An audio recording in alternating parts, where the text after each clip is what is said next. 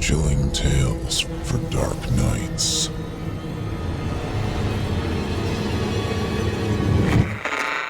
Want to make sure you never miss a Chilling Tales for Dark Nights video again? Be sure to subscribe and hit that bell to turn on notifications. Crow! Eli called out to his companion in a hushed tone. He could see nothing beyond a faint ring of light their campfire was casting among the dense forest of pines. Eli's friend, Dead Crow, a Cheyenne Indian, did not answer. He wasn't terribly worried for Dead Crow up till now, knowing his friend, who was also a dog soldier, one of that elite warrior society, could more than take care of himself. Still, Eli would like to know for certain. He then made the call of a whippoorwill. No answering call came back. Dead Crow, can you hear me? Nothing. Now Eli began to be fearful for his friend's life. Eli and Dead Crow were business partners as well as friends. The two young men were fur trappers and had been for the past 2 years now, ever since they met in the winter of 1823 under harrowing circumstances, but that's a tale for another time. Suddenly, rushing feet from somewhere in the darkness. Eli dearly hoped it was Dead Crow. The Cheyenne had charged into the dark woods only minutes ago, his bow across his back, stone war axe in one hand, and a fierce lance in the other. The two men were very much under attack. Now the sound of running feet from left to right amongst the dense pines. Eli was focusing on this, trying to locate Dead Crow so as not to shoot in his friend's direction if it came to that. Then he was startled by a voice directly behind him. Eli! So unexpected was this that Eli started and jumped while swinging his big .50 caliber Hawken rifle in the direction of the voice. Nothing. Nothing but the dark woods with the closer trees slightly glowing with light from the dying fire. Crow! Eli called out loud. Okohake! He tried using the Cheyenne word. Still nothing. It was then that something in the back of Eli's mind hit him like a ton of stone. That voice had called him Eli. The problem with that was the only people in the whole world who called him Eli were over 1,300 miles away in St. Louis. Everyone out here near the Rockies, trappers and Indians alike, knew him by the name given to him by the Northern Cheyenne, Mr. To'ai, or Ghost Bull. Eli acquired that honorable name for 2 reasons. One was his size. He stood over 6'4" and was strong beyond comprehension. And the other reason was his ability to move as quiet as mist. No easy feat for a man of his size. Eli had, on a number of occasions, struck fear into the hearts of his enemies by sneaking right up into the middle of an enemy camp at night, cutting the leader's throat, and sneaking back out again without detection. In doing so, Eli became something of a legend. He was both feared and respected by his enemies. In their eyes, this white warrior had big medicine. To the Indian, bravery was everything, and most tribes sorely hated a coward. How you carried yourself into battle, and how well you stood in the face of danger meant very much to most Native American tribes. But the importance of how well a man died or faced death was on a whole different level. Many tribes would sing songs about the bravery one showed while dying, even if that person was an enemy. To break or to cry out and scream while being tortured would get the victim nothing but scorn. And after the person died who was looked upon as a coward, the Indians would sometimes take out the eyes so they couldn't see in the afterlife. Men who raped and were captured would wish they were never born, as the women of the tribe were in charge of the man's torture. They would stake the man to the ground and slowly torture him to death. It nearly always involved cutting off his manhood, so he could not be a man in the afterlife. Ghost boy! Now that came from another direction, and this time Eli knew it was his friend. He spun to face the sounds of running, which were now charging straight for the camp. Ghost boy! Came the voice of Dead Crow again. It follows! Eli dropped quickly to one knee, reached down to loosen his big knife in its sheath, and brought his rifle up to his shoulder. He was the very picture of concentrated determination. Briefly, he wished he had time to stoke the fire before the increasing sound of Dead Crow charging straight for the camp quickly knocked that thought from his mind. Eli could tell by the sounds that Dead Crow was running at full speed, and even while in the midst of the most terrifying ordeal of his life, he allowed himself a moment to admire Dead Crow's unnatural ability to move as fast as he could through the dense forest on such a dark and moonless night. Eli blinked. Then there was Dead Crow. Time seemed to slow down for Eli. Suddenly he could see everything in detail. Dead Crow running right for the camp, his face determined but fearful. His friend's moccasined feet hitting the ground one in front of the other, kicking up red pine needles with every step. He noticed 3 brutal gashes across his friend's shoulder and chest, which had sliced through his buckskins. Blood flowing like streams, spreading across the man's upper torso, the blood appearing black where it had soaked into the soft buckskin hide. Closer now, and Eli could see droplets of blood on his face. And then, the thing that was behind his friend. Eli said aloud without even knowing it. Jesus Christ almighty! It was huge, massive, and broad at the shoulders. From the darkness, the beast seemed to materialize behind Dead Crow, like something from a fevered dream. Dead Crow was not a small man, but he seemed a child in comparison to this beast. Though it was bent at the waist running, it towered over Dead Crow, and its shoulders were twice as wide as the Cheyenne warrior. It was massive. Its skin seemed to be a dark gray color, but its head, shoulders, and forearms seemed to be covered in thick hair, long and black. But what really caught Eli's attention was the face. Oh God, that face. Pure hatred, and nothing but death written on its features. No! Dead Crow shouted, and then dove to the ground. Eli let out his breath, squeezed the trigger, and fired. The .50 caliber lead ball punched the thing right between the eyes, shattering its face in a spray of blood and bone. Then slowly the tall beast fell. Its legs carried on a little longer as its back went down. It hit the ground. Dark blood, almost black, began spewing from where its face should have been. It convulsed for a short time, its huge clawed hands opening and closing until it finally stopped moving. Heavy breathing.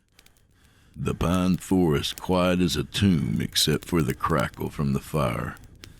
Both men were frozen where they were. They stayed that way for a moment, but then the warrior began chuckling. Quiet at first, then louder. Eli could only watch. Finally, Dead Crow stopped and said, "Good shot." Then they both began laughing. The 2 men had been stalked for the past 3 days by the creature, and now they laughed to try and relieve the stress. They had been pushed to their limits both physically and emotionally. Eli moved over to his friend and quickly began checking his wounds. He discovered they bled quite a bit, but were not all that serious. He cleaned and dressed them along with the spectacular gash on the side of Dead Crow's scalp. Eli grabbed his possibles bag and brought out a small sharpened fish bone and a length of dried deer sinew. He went quickly to work stitching Dead Crow's scalp. The Cheyenne never made a sound as the fish bone plunged in and out of his scalp, slowly pulling the long gash back together. Then it was done. Eli cut the sinew with his knife and slapped his friend on the shoulder, saying, There you are, brother. Good as new. They went back to the fire. Many thanks, Gospel, Dead Crow said. As the two men warmed themselves by the fire, they noticed the sounds of the forest slowly coming back. It made both men feel a little better. Dead Crow turned to Eli and said, Come, brother. Let us finally cook some of that buffalo. Eli smiled. He didn't realize how hungry he was. Before he could sit down to eat, though, Eli walked over to the dead creature. It was as unsettling dead as it was alive. What in hell? Dead Crow saw Eli and said, Gospel, come and rest. You must get food in your stomach. There's no need to look at it anymore. Eli swallowed, turned away from it, and went back to the fire. While Eli stoked the fire and brewed up some coffee, Crow cut 2 big steaks from the haunch of buffalo, spit them on sharpened stakes, then laid them over the fire to cook. After the 2 young men had filled their bellies with coffee, pan-fried biscuits, and buffalo steak, they both felt like new men. While laying back near the fire, Eli asked the question that had been on his mind. Brother. Eli hesitated, but went on. What was that thing called? Where did it come from? The Cheyenne didn't like the idea of saying the forest demon's name out loud, so he leaned in close to Eli and whispered, It is called... Dead Crow hesitated and let out a shaky breath. It is called Makemistai. It means big monster, forest demons, and it is not a lone ghost bull. They live in big groups, and they are all deadly. Then the warrior sat back up quickly and darted glances everywhere. It unsettled Eli to see this man, one of the bravest he had ever known, become so absolutely terrified. What did it want, brother? Crow didn't answer Eli right away, but only stared into the fire for a few moments. Eli began to think that his friend wasn't going to answer the question and began to lay back on his bedroll. Then Crow began to speak. When I was a little boy in my grandfather's village, there were tales of such beings who dwelt among the darkest parts of the forest. To most of us, it was only a tale to frighten the children. But to some of the elders, it was taken much more seriously. The stories captured my imagination more than it did my friends. So one night, I asked my father to tell me the truth. He did not want to at first, but I was a stubborn child and continued asking every chance I got. My father was one of the hunters of our village and was gone often, so I would ask him whenever he would return from the hunt, which was not that often. Finally, one night at the fire, he had grown tired enough to finally tell me, just to shut me up, I'm thinking. Dead Crow chuckled quietly at the recollection. His eyes suddenly grew sad. Eli watched his friend with growing concern. Crow continued. My father told me that the forest demons were real. Very real. and to never underestimate the tales that are spoken from the tongues of the elders, for they are wise and know much. My father told me that only fools push aside such tales and consider them to be nonsense. And it is such fools who become prey to the forest demons. Crow paused a moment to push a burning log further into the coals with a stick. The fire popped loudly, throwing sparks into the air while both men sat quiet and watched as they floated up into the air and into the limbs of the pine forest like spirits until they disappeared. Crow looked back down and continued. So I asked my father if he had ever seen one of the forest demons. He became very serious and looked sternly at me. It made me take pause and hesitate, for I had never seen such a look in my father's eyes. I could only sit there and watch my father while the fire made shadows dance and play across his face and on the walls of our lodge. Then he leaned close, so close our noses were almost touching, and he whispered one word to me. Yes, he said. Then he told me that I must never say its name above a whisper, especially in the woods. And he told me if I ever encountered one of the forest demons, that I must never speak to it, even if it speaks to me first. And my father also told me that I must never, for any reason, go to its call, even if it sounds like one of my loved ones calling for me. He made me promise him that I would follow all these things and remember them. So I did. This night, you have seen that what my father said was the truth. Eli nodded gravely to his friend. What you have said is true, Crow. Crow looked away from the flames to look at his friend. You asked me what they want, brother, so I will tell you truthfully. They want nothing more than to kill us and to feed. But Eli was a very perceptive man, and the great sadness in Dead Crow's eyes did not escape him. Eli turned once again to his friend and asked, Crow, my brother, why do I see sadness in your eyes? Does it bode ill for you and I? Crow smiled at Ghost and shook his head. I could never get anything past you, could I, brother? Eli smiled back and shook his head no. This isn't over, is it? Crow looked Ghost in his eyes. The sadness was still there. Before Crow answered, the forest became quiet once again. They looked at each other. No, my friend, this is not over. For Ghost Bull and Dead Crow will not see tomorrow's sun. Half an hour later, Dead Crow looked at Ghost Bull and said, We must prepare. Eli nodded gravely. He had accepted his fate. He had come to terms with the very probable outcome of sudden death years ago during his first winter spent completely alone and isolated in his dugout cabin. The Cheyenne warrior nodded back with pride to his friend.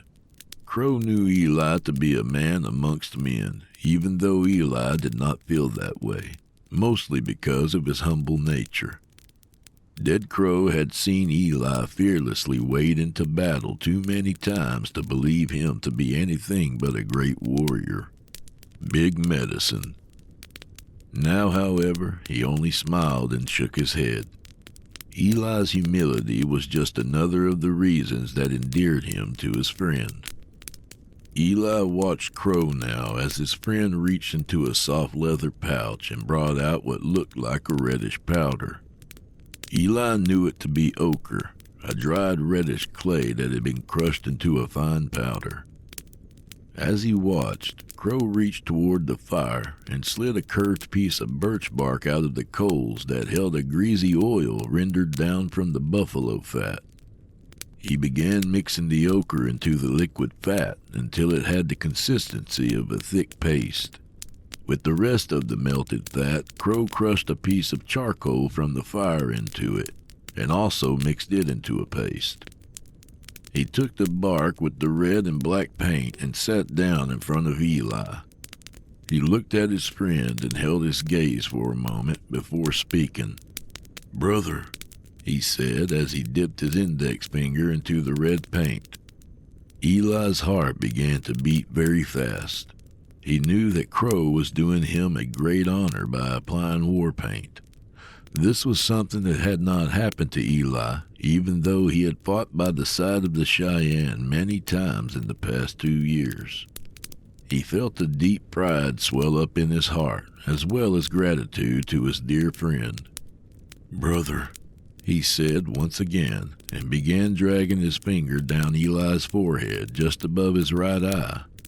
I put here this sign of thunder, for you will be fast and you will be powerful in the battle against our enemy. Eli now had a red lightning bolt down his forehead above his right eye. Crow then took some of the black paint and covered the palm of his hand with it, then pressed it across Eli's face. When Crow removed his hand, there was a black handprint across most of the left side of Eli's face, from his left eye down to his chin, disappearing into the thick brown beard. Crow said, I place this black hand, for I know you are a great warrior. I have seen you in battle, and I know you to be fearless. I mark you for all Cheyenne to see. I mark you for your enemies to behold, who are also my enemies. And none shall oppose it, for I am a Coake, dog soldier of the Cheyenne. Eli felt an intense pride like he had never known. He sat rigid, watching Crow as he spoke. Crow placed the paint down and began looking back up at Eli, saying, It is an honor to have fought at your and then broke off. Just over Eli's shoulder, Crow caught sight of a quick flash of eye shine just outside the ring of light, but quickly recovered himself and finished. To have fought at your side, Ghost Bull. What is it? Eli asked in a whisper. Crow shook his head. It is nothing, he said. Eli then picked up the paint to show his respect to Crow and dipped his own finger in the red paint. Before he looked up, Crow darted his eyes around and realized there were at least 2 forest demons just beyond the trees behind Eli. He took a deep breath and stayed calm while Eli painted the same symbols on Crow's face. As Eli was applying the last of the paint, he too caught sight of eye shine beyond the trees in the dark of the woods. He had also paused momentarily and said to Dead Crow in a faint whisper, There is one just outside the trees behind you, brother. Dead Crow nodded and then whispered, I have seen 2 behind you as well. Eli said, So, we are facing at least 3 of them. Dead Crow nodded gravely, saying, There will be more before they attack. But the 2 men kept their composure. They stood and began preparing and looking over their weapons. When they were satisfied, Dead Crow walked back to Eli and said, We have little time, but I must do something first. Will you join me in my song to the one above? Join me in my death song? Eli looked sharply at his friend. He looked Dead Crow in his eyes and said shakily, It would be my greatest honor, brother. Dead Crow gave a little smile and motioned for Eli to join him at the fire. It was at that moment the forest demons made their presence known, as harsh screeches and cries floated in from the darkness from what seemed to the 2 men to be all sides. When Eli looked over at Crow, he took heart as the warrior showed no signs of fear. As the terrifying sounds continued in the dark of the forest, the 2 men stood facing the fire with their backs to the darkness. Dead Crow said to Eli, We must make our peace with the one above, with the Creator, Mateo. They both snapped their heads over and watched as one of the creatures stepped into the ring of light and screamed at them. Before either man could react, the creature jumped backwards into the darkness once again. Eli said to Crow, They are getting bolder. The warrior nodded and turned immediately back to the fire. While holding his hands out, palms up, he began chanting something very quietly at first, but then loud enough so that Eli could hear the words. Dead Crow would chant the verse quietly, and then more forceful as Eli joined him on the repetition. As the two friends moved through the verses and began chanting with more force and confidence, the creatures outside the ring of light grew louder and louder with their vocalizations. Now it sounded like there were too many forest demons to count, Eli thought.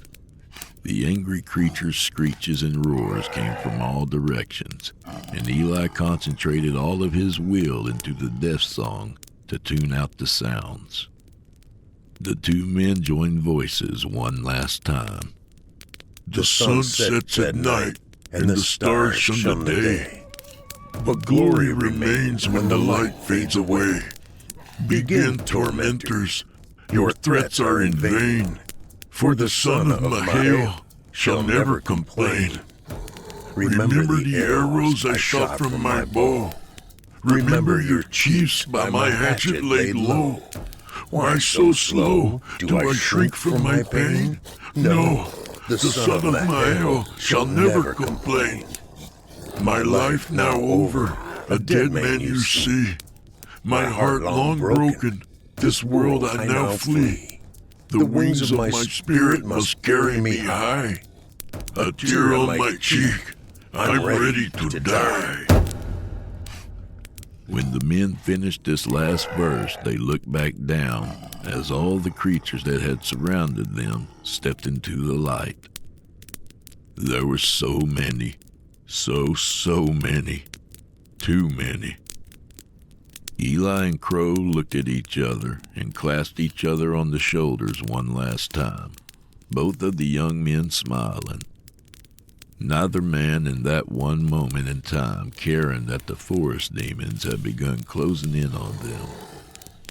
Dead Crow whispered, My friend. Eli whispered, My brother. The men instantly became warriors. Dead Crow readied his stone war axe in one hand and his deadly lance in the other, as Ghost Bull drew his two tomahawks. They put their backs to each other and waited as the hellspawn moved in warily, their rasping breaths and garbled screeches growing louder. And then, Dead Crow let loose a war cry that would have rallied his long-dead ancestors. It was loud and powerful. It strengthened Eli's spirit to the very core and inspired in him a battle cry of his own. Before their cries faded, the creatures closed in.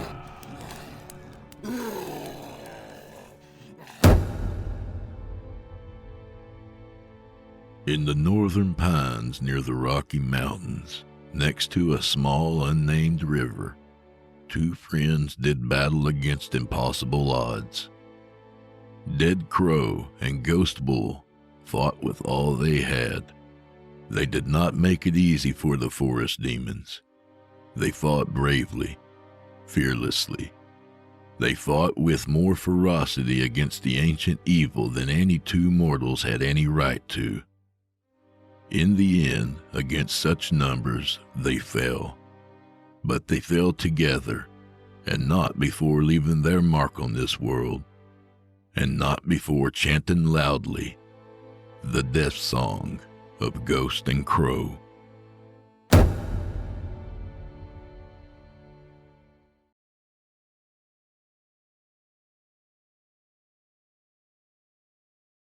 Aaron Sibley's little brother didn't have a brain in his head. While it may be true that every person who is not an only child has harbored that feeling about a sibling at some point during their life, In Aaron's case, it was a medical fact. Malachi Sibley was born with a condition called holoanencephaly. This ungodly name means no in-head. The younger brother's brain had entirely failed to form, except for the brainstem.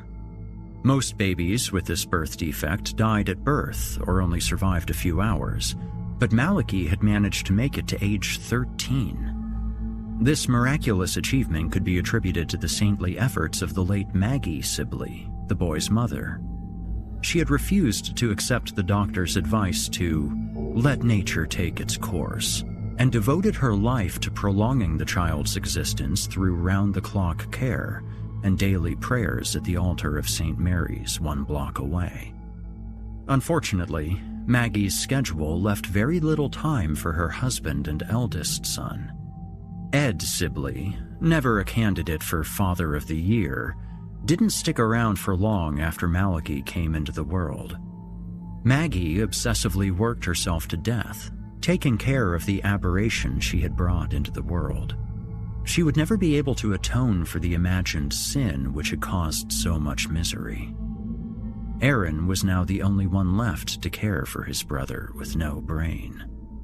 Malachi had been a late-life baby, an accident in every sense. Aaron was a sophomore in high school when Maggie informed him that she was pregnant. She was a devout Catholic, so there was never really a choice about keeping the baby. Ed was a mean drunk when he wasn't engaged in some menial labor, his main concern being how much money the baby would take away from his booze and gambling pockets. "There's no way that maggot came from my loins," he had bellowed upon seeing his new son for the first time. Malachi had just enough of a brainstem to take care of automatic functions such as breathing and maintaining blood pressure, but he would never be able to remember anything or speak, much less develop a personality. He required constant care and would never be able to express love or gratitude. Maggie, however, had seen meaning and consciousness in his every reflexive movement. Aaron had been in the delivery room when Malachi was born. Ed, either by inebriated circumstance or by design, managed to be absent from the blessed event. Maggie had neglected prenatal care because of the family's financial constraints, so the first indication that something was amiss came in the form of an involuntary obscenity uttered by one of the obstetric nurses as the baby's grotesquely flattened head emerged from its mother's womb. "Holy fucking Mother of Christ!" Aaron's first thought was that his mother was giving birth to a Cabbage Patch Kid. The realization that something was terribly wrong quickly filled the birthing room. There was no happy celebration at the appearance of this new arrival, only the hushed tones and frantic gestures of medical personnel dealing with something horrific. Aaron's life as a high school student changed abruptly with this new monstrous addition to the family. The brainless boy's presence in the room down the hall, hooked up to his feeding tube, and the beeping monitoring machines eventually eliminated visits from his friends and destroyed the prospects for any social life. One of the few things he could still enjoy was the escape offered by school, especially his English class. Mr. Coram, Aaron's favorite high school teacher, had taught his students to try to find something of themselves in the characters of great literature. Don't just create a one-dimensional mental picture of the characters in a classic story. Become the dramatis persona. Approach your reading like a student from the actor's studio, immersing themselves in the method. If the author is sketchy about the protagonist's motivation and background, use your experiences to fill in the blanks. What event or tragedy in your life would cause you to behave as these characters do? You have to dig deeper, guys. The long-haired, bespectacled instructor stressed that connecting in this way would give his students a greater understanding of the author's purpose and, by extension, might help them understand the roles they played in their real lives. Carl Mackin, the class smartass since elementary school, seized the opportunity to apply this lesson to Aaron's situation. "Hey, Mr. C, How would that technique work for a book like The Wizard of Oz? A lot is going on in those stories, Carl. A lot of very interesting characters worth digging into. Why the sudden interest in that particular book? Well, I was just thinking that someone in this class could find meaning in the story of the Scarecrow.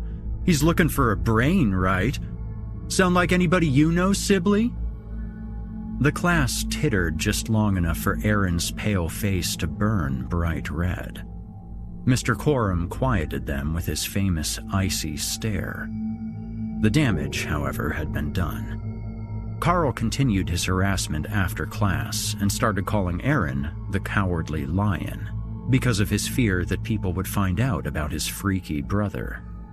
Aaron had never considered himself a coward, but he cringed when asked questions about the creature living in his house. It didn't take long for other classmates to jump on Carl Mocken's bandwagon, and Aaron was an object of ridicule during his final 2 years at Murphy's Ferry High School. His mother's death forced Aaron to make a decision. Her last words had been to implore him to take care of his brother.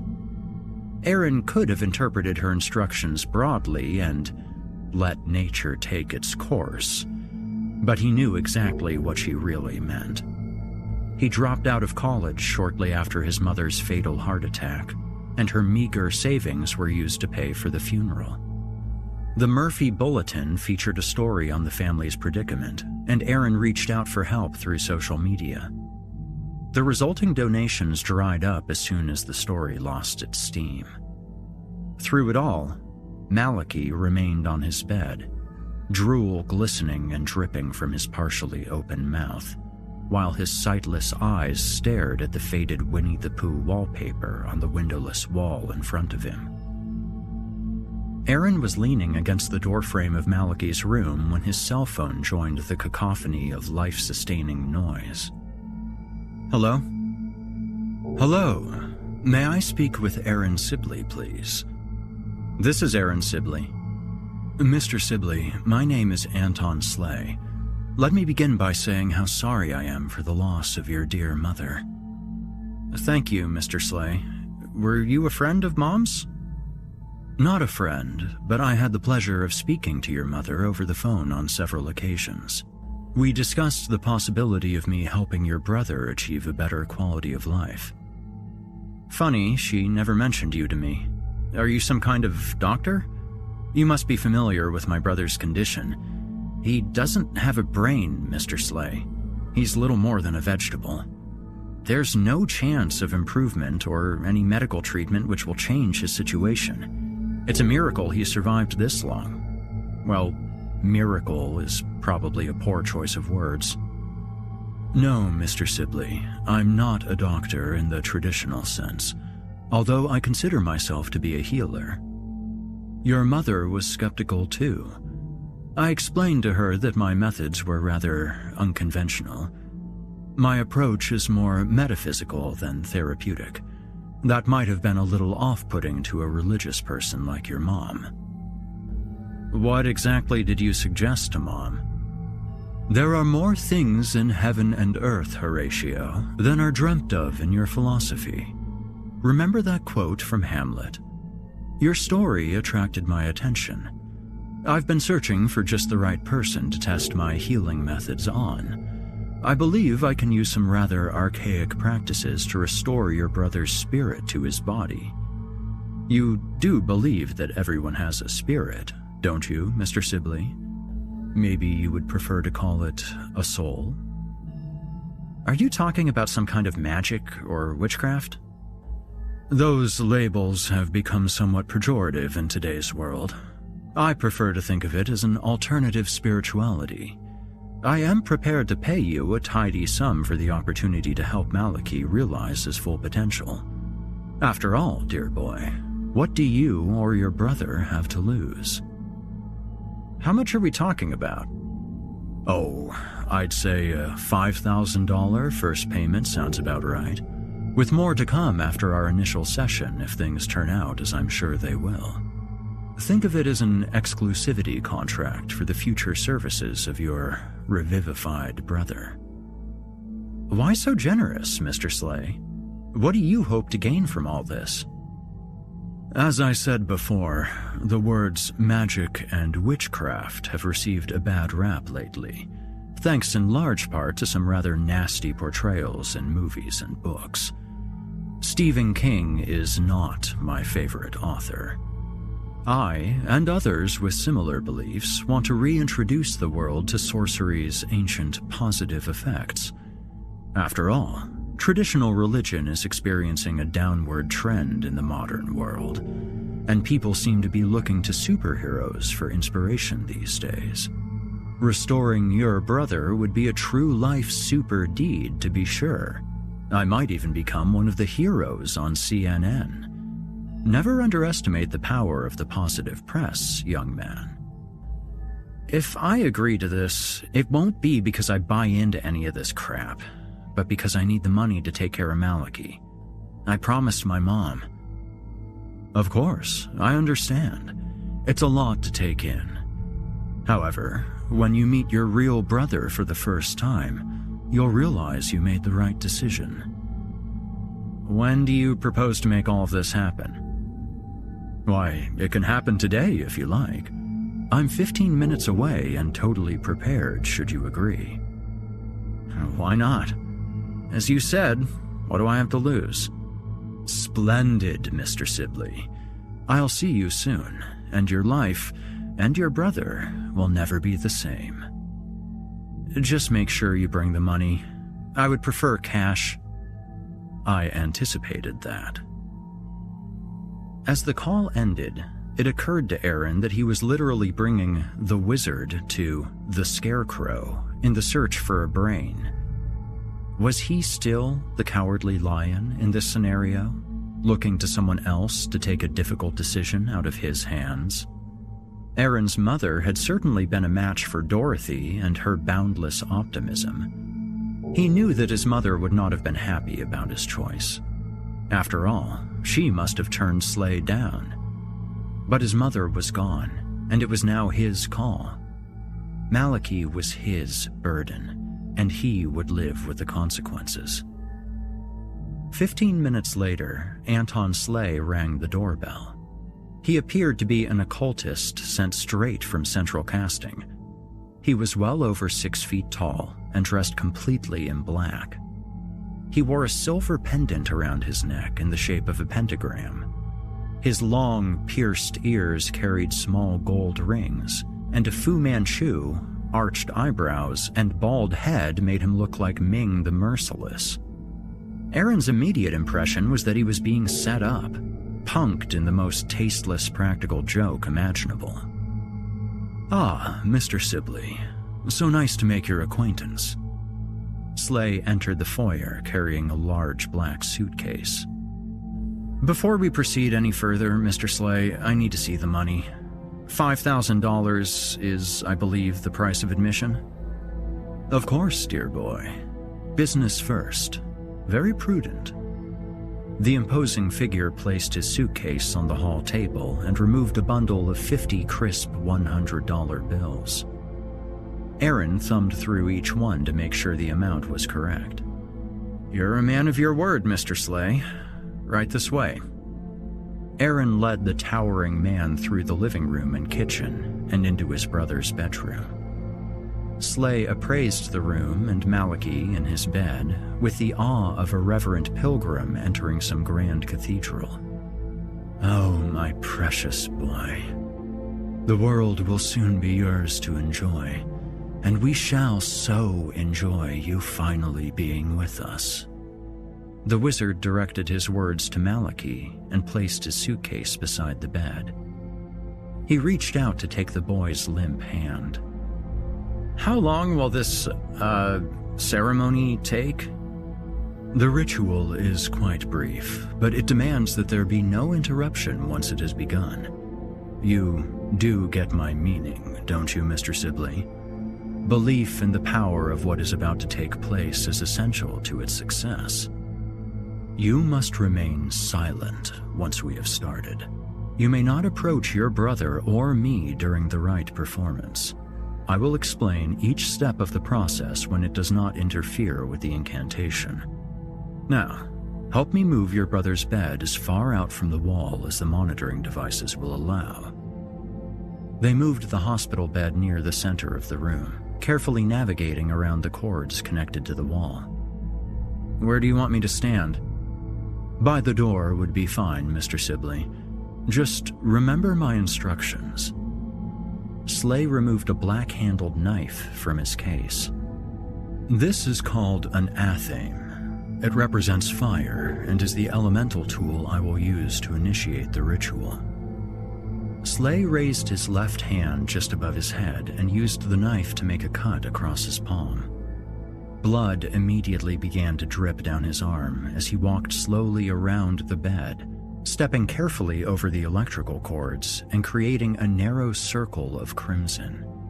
When he returned to his starting place, he wrapped the hand with a piece of purple cloth from his suitcase and took out 2 red and 2 black candles. He carefully placed these at each quarter of the circle, alternating the color. The candles are placed in the north, south, east, and west positions. I will now light them and trace the sacred sigil in the air to call out to the chosen one. Aaron fought the impulse to cry out when Anton Slay first pulled out the athame with a theatrical flourish.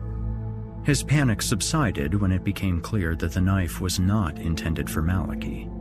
He stared transfixed as Slay lit the candles and, standing within the circle at the side of the bed, pointed his finger upward and traced a series of invisible triangles and crossing lines.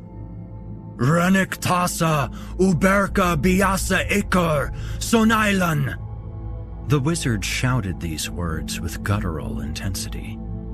Slay lowered himself to his knees and bowed his barren head.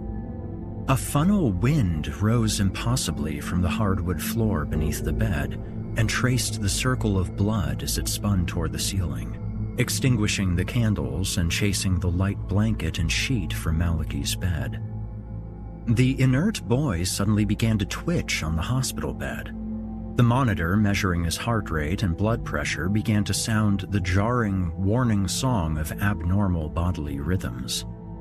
He blinked 10 times quickly, and cognition and sight illuminated his dead fish eyes for the first time in his life. His thin lips seemed to plump and quiver, as if some phantom shot of collagen had permitted them to function as more than an exit for saliva and mucus. He lifted his upper torso from its permanent supine position with no visible effort, his arms motionless at his sides. Malachi's freakishly flattened head began to swell slowly, like a deflated soccer ball being revived by an air compressor. His face, a set of nondescript features just a minute ago, suddenly coalesced into a visage reminding Aaron of his dead mother. Malachi lowered his head and turned robotically to examine the cords and tubes attached to his arms and chest. Raising both arms for the first time, he ripped the umbilical restraints away and threw them to the floor. His pale blue eyes scanned the room and found Aaron still standing near the doorway. Aaron couldn't tell which, a smile or a sneer, slowly curled his lips. "Slay, what the hell is going on with my brother?" "He is now complete, young sir. He has fulfilled his role in the greatest story yet to be told. You should be so proud. Malachi has become the vessel through which our Lord, Sonailan, the great tempter of hate among men, shall pave the way for the great change." Slay stood up, moved closer to the bed, and laid his hand reverently upon Malachi's leg. "What in God's name are you talking about?" "God has very little to do with it, Mr. Sibley. Your brother was the perfect candidate for our great purpose. Possession is usually such a messy affair, you know. People with strong personalities make very poor bedfellows for demons. They're always trying to fight the takeover. All that disgusting vomiting and those awful physical contortions. Messy, messy, messy.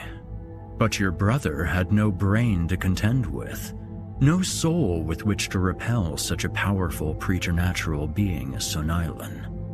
And you, my dear young man, were so easy to convince, so trusting and, forgive me for saying so gullible. Of course, we're playing the long game here. Maliki will never be missed. My coven will nurture his physical body until he reaches maturity. Our Lord will assume his place as the great divider of men, hastening the arrival of the apocalypse and Satan's ultimate victory. Don't you just love happy endings? The story isn't over yet, Mr. Slay. Aaron moved toward the wizard and picked up the athame from the floor where the Satanist had dropped it after slicing his palm. Slay held up his hands in a supplicant's gesture and smiled indulgently as Aaron held the knife to his throat and backed him up against the wall, covered with pictures of Christopher Robin and Tigger. With his attention focused on Slay, Aaron failed to hear the rustling of the urine-stained hospital gown or the sound of his baby brother's first steps approaching him from behind. Maliki's arm, guided by his talon-like fingernails, ripped through Aaron's back and out his chest, shattering bone while snatching his still beating heart and cradling it in his hand for his dying brother to witness. Aaron's last moment of clarity, as his empty chest shuddered a final time and his eyes lost their focus, revealed the role he was always destined to play in the tale of the brother with no brain. The heartless Aaron Sibley had become the Tin Man.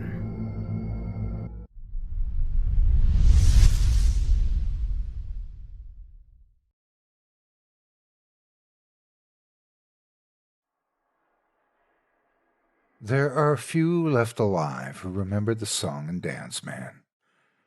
Time has claimed the ones that survived the long night, and I'm sure they went willing to meet their maker. Life takes on a strange tint after a night like that. The ones still left, Bill Parker, Sarah Carter, and Sam Tannen, don't talk about it. Sam's lucky. His brain started to turn to porridge a few years back, and now he has trouble figuring out how to put his pants on. He got an early reprieve from his memories. He doesn't wake up night after night, the music still playing in his ears, with tears still drying on his cheeks. The Song and Dance Man came to Bill Carney with little fanfare in the fall of 1956. I had just gotten out of high school and was working as a stock boy at Handy's Hardware.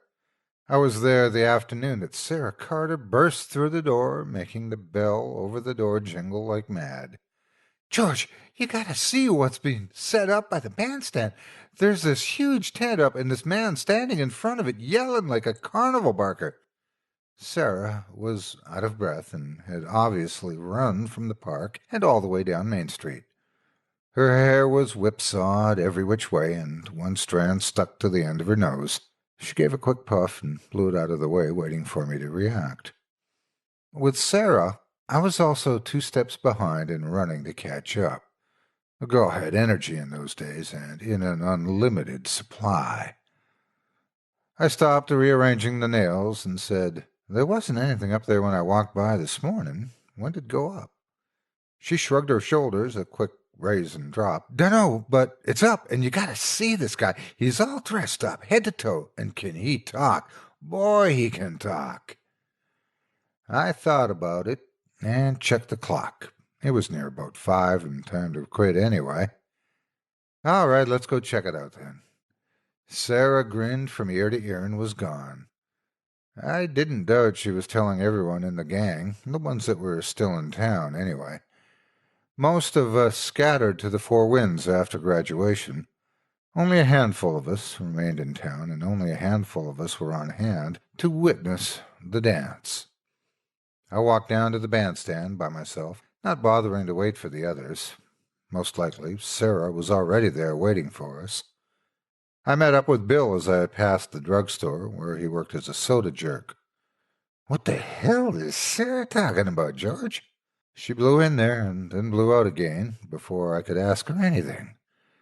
Bill was a big guy, the tallest and heaviest guy in our class, and I just about cracked up the first time I saw him wearing that little peaked paper cap McCleary makes his soda jerks wear. Bill doesn't really like to be laughed at, though, and after the knot under my eye went down, I made sure not to laugh at him anymore. He's a good guy, aside from that temper. He was the best guy on the high school basketball team, too, though he's one of the few guys who got kicked out of a game. He threw another player halfway down the court, and they were on the same team, too. Bill said the other guy elbowed him in the gut. It had to have been an accident. No one would have done it on purpose. We both walked down the street, Bill smoking a cigarette, a habit that caught up to him in 1995 when they removed his right lung. At the end of Main Street, we crossed Buchanan and entered the park. Normally, at that point, we would have been able to see the bandstand perched on a hill near the center of the park. During the summer, there'd be concerts, performances by the school marching band, a church choir singing some hymns, that kind of thing. Once, a couple of kids from the high school had put together a pretty good rockabilly group, but someone on the parks committee passed an ordinance that banned rock and roll in the park. Small towns, you know? But now there was a huge faded yellow tent blocking the bandstand, like the kind in the circus, or the kind those old revival ministers like to use when they're feeling the spirit, and they like to feel your wallet, too. There was already a pretty large crowd around the tent, and as Bill and I got closer, we could hear the fellow that Sarah had told us about. He sounded like a carnival barker, all right. Bill and I walked faster down the path that led to the tent. We pushed our way through the crowd, up toward the tent, and where we thought the man was.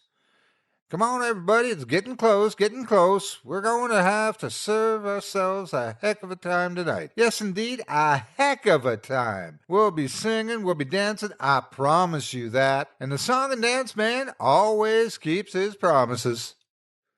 We still couldn't see him. Still too many people were blocking the way. It looked like the whole town had shown up to see the song and dance man. Bill tugged on my sleeve and pointed. I followed his finger and got bug-eyed. It was Reverend Harper, the Baptist minister. I've lived a good long time, but I ain't ever seen a man that could thump a Bible harder than he. Harper preached against the evils of sin in drinking, sin in smoking reefer, sin in smoking tobacco, sin in lying, and most of all, sin in dancing. Yet here he was, lining up to get inside the tent, too, because he certainly wasn't preaching. We waved at him, Bill waving with the hand that held the cigarette, and that old Baptist turned red as the Red Sea and turned and walked away. Bill and I grinned at each other and kept on walking toward the front and toward the song and dance band. Finally, we broke through the crowd, and there he was. He stood on an old crate, splintered and looking like it was on the verge of collapsing under his feet. On the grass beside him lay a black fiddle case with gold trim along its edges. It looked old, older than a crate, older than a town. It seemed like something ancient. He was all angles, all knees, elbows, and shoulders. He was tall and gangling, his body moving and bopping to the rhythm of his words. He wore a red and white pinstripe jacket, looking like he belonged in a barbershop quartet. A straw hat sat on his head, always getting pushed back or pulled forward by his long-fingered hands. Long, six-fingered hands. I started when I saw that. I had read some folks are born with 6 fingers. But reading about something and seeing it are 2 different things. His eyes just about flashed blue lightning as he spoke, and sparks nearly flew from those white teeth, and he just never stopped talking. He didn't stop for breath, for questions, or anything. He just kept up that pattern like his very soul depended on it. All right, we're getting close, getting real close. Yes, we are. Are you ready for dancing? Are you ready to sing? 'Cause I'm ready to play my fiddle. Yes, I am. Got a fiddle at my feet, and I'm ready to play. Ready to make those strings sing. Can you believe it? He'd clap his hands, and that's as close to a pause as he was willing to do. Sarah and Sam came up to us now, having found us in the crowd. Sarah, what'd they tell you? Looks like he should have been in a carnival trying to get us to see the bearded lady or something. Sam nodded his head in greeting to us, which caused his glasses to slide down his nose, and he gave them a short push back up to where they belonged. He was as tall as Bill, but nowhere near as built. He was the smart guy in our gang. You had to have someone like him around to tell how to do things like take apart the principal's car and rebuild it in the school gym. Not that we ever did anything like that. What's he selling? Asked Sam. The dance, I figure, I said. What's it cost? The song and dance man must have heard him because he said, What does it cost? I hear you ask. Why, it don't cost $1, it don't cost a quarter, it don't cost a dime. Folks, this will cost you nothing. Just get on in and dance to the song all night long. We all looked at each other. It was a good deal. A little free music and space to dance. There wasn't much to do in town back in those days, and there still isn't. This was almost too good to be true. The song and dance man stopped now, a minor miracle in and of itself. He dug deep down in his pocket, pulled out a gold watch, checked the time, and then grinned, a grin that must have shown every one of his teeth. He pocketed the watch and said, Folks, it's time for the dance, so come on in, everyone, because it's time for the dance to begin. And with that, he hopped down from his crate, grabbed it up with the fiddle, and darted through the tent flaps. Sarah, Bill, Sam, and I nearly got mowed over in the rush to get inside, but we were still the first ones in. We stopped short when we pushed aside those big old tent flaps, but were quickly driven inside. It was huge inside. There was a hardwood floor beneath our feet that looked like it must be oak, a dark, dark oak, polished to a mere shine. There were candles in holders all along the tent pole posts, and when I looked up, I couldn't see the ceiling for all the darkness. It was like looking up at a starless night sky where the moon didn't dare show her face. The crowd kept driving us, and more people poured in. It wasn't just the young people either. There was Mrs. Crenshaw, our junior-year English teacher, who was in her 50s. There was Mr. Hawkins, the principal. There was the good old Reverend Harper, still looking embarrassed, but also like he couldn't help himself. It really was the whole damn town. Hell, even the mayor was there with his wife, standing and talking with the police chief. Soon everyone was inside, and the murmur from all the talking was nearly deafening. It was already getting warm in there, and I was feeling cramped and claustrophobic. We were all looking for the song and dance man to see where he had gone. No one looked up, so no one saw him until the first pull of his fiddle bow. He was there on the center tent pole, sitting on a small wooden platform about 20 feet off the floor. God knows how he got up there, because there certainly wasn't any ladder going up. He dangled his feet over the edge and held his fiddle in one hand and the bow in the other. The fiddle and the bow seemed to be made of the same dark wood that the floor was, and gleamed in the candlelight like a thing alive. I almost doubted that the fiddle even needed the song and dance man to make its strings hum. We all looked at him, and he grinned and jumped to his feet while the crowd gasped, worried he might plummet into their midst. And then he began to play. He made those strings sing. I haven't heard anyone play like that before or since, and I thank God for that every day. It made the air around us crackle and spark. It loosened the joints and jolted the mind. You felt the urge to move deep in the bone, buried in the marrow. I grabbed Sarah's hands, and we began to move across the floor, and everyone followed suit, some with partners and some without. Some were doing the foxtrot, some were doing a waltz, and some of us were doing the twist. We danced, moved, shucked, jived, rocked, and rolled. I passed Reverend Harper, moving his feet in a clunky box step with Eloise Grandel, an old battle-axe of a Catholic. I saw the mayor's wife waltzing with Diane Adams, one of our firemen. I swirled with Sarah, moving across the floor, bumping and jostling with the people around us. It was hot and getting hotter in there, and it wasn't long before it smelled of sweat and bodies moving against bodies. I felt dizzy, but we kept dancing together, kept dancing and not stopping. It was a while before I realized that the song and dance man was singing, too, but in a language I did not understand. He lorded over us, standing on that platform, making his fiddle sing and sing. His bow rose and fell, slid back and forth, side to side.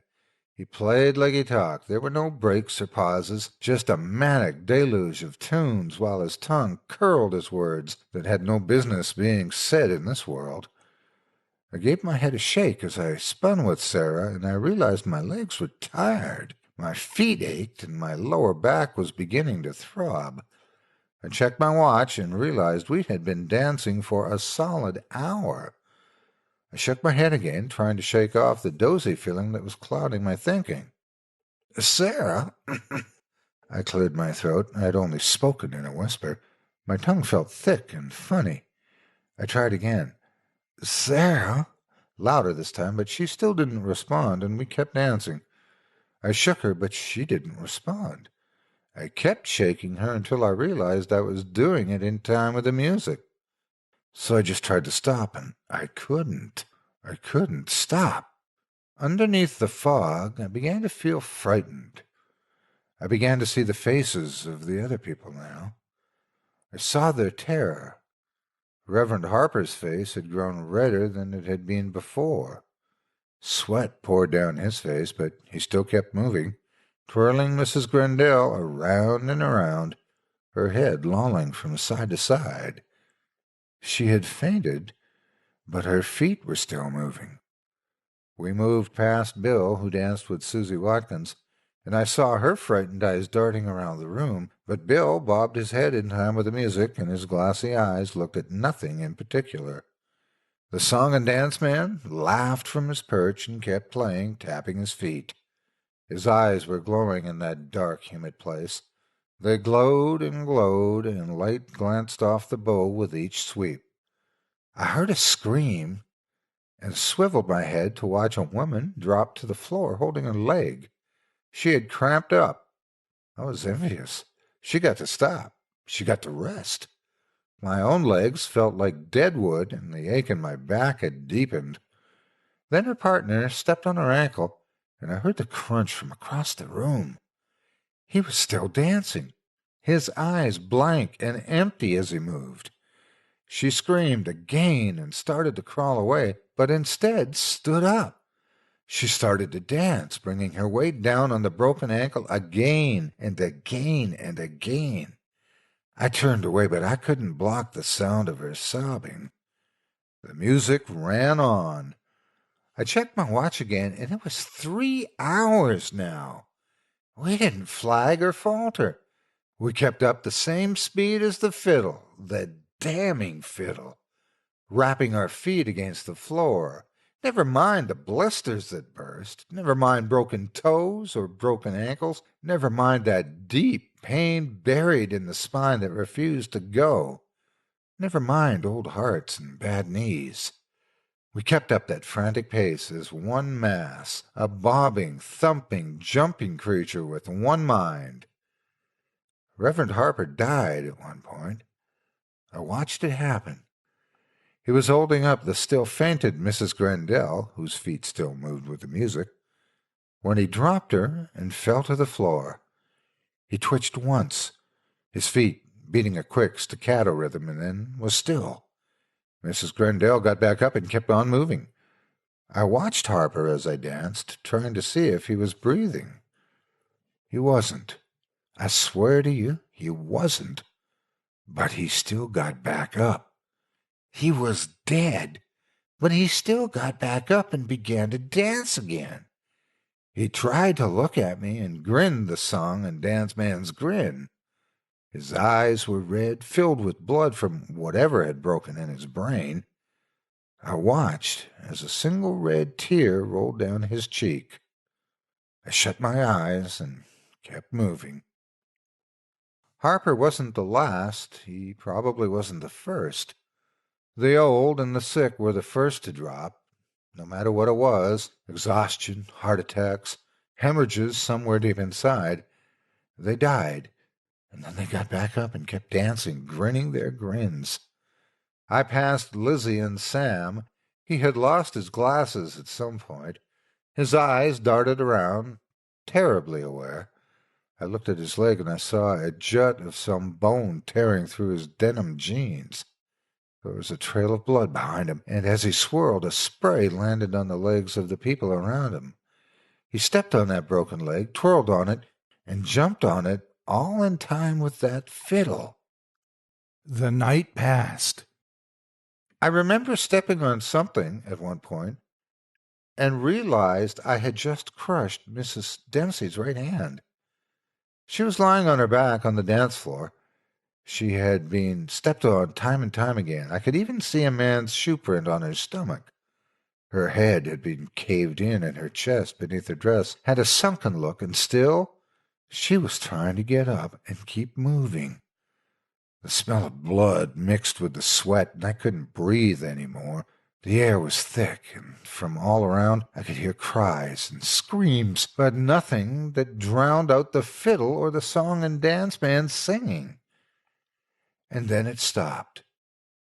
I danced one more step and then stopped myself. I looked up at the platform. We all did, craning our necks upward. He was checking his pocket watch. "All right, folks, that's all for tonight. The dancing's done and the morning has come. You may leave if you can walk, and should walk quick, 'cause this sing and dance man is going to be gone."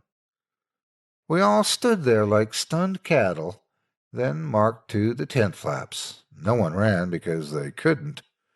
It was a miracle we could walk. Sarah stepped ahead of the left, but I stayed behind. I turned and looked and saw at least 20 people still standing there. Harper was among them. They were all grinning, their eyes empty. They stood and made no sign of wanting to leave. "Go on now, friend. The song and dance man has what he wants, but he'd be glad to add you, too, if you tarry and dally too long." I looked up at him and saw him smile, and then I turned my back to him and left the tent. When I turned back again, it was gone, along with all the people inside.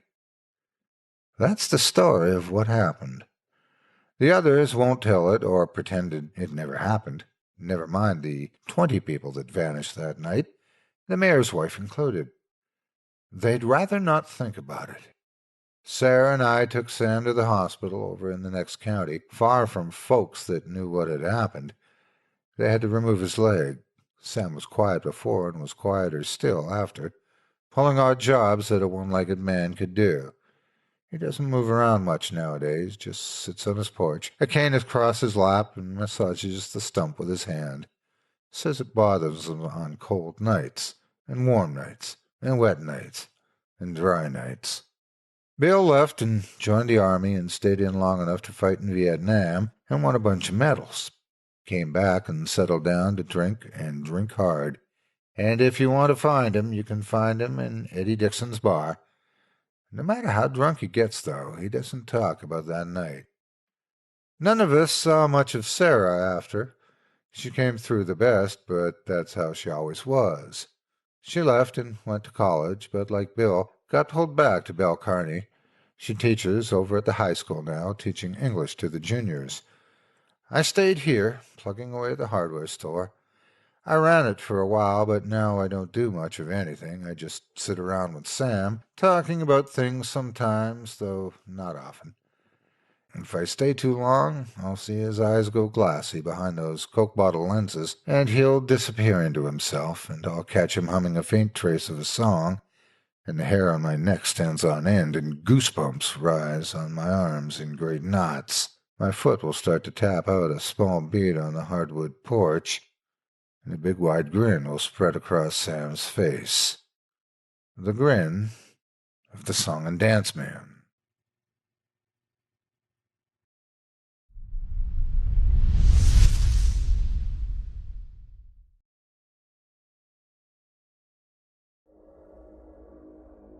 Have you ever heard of sleep paralysis? Sleep paralysis is a condition that causes people to be unable to move, either when falling asleep or waking up. It is often accompanied by night terrors and particularly vivid nightmares, all of which can be more than a little disturbing when you find yourself at your most vulnerable and unable to react. Its physical causes remain a mystery, but the condition is sometimes directly related to psychological factors such as built-up stress.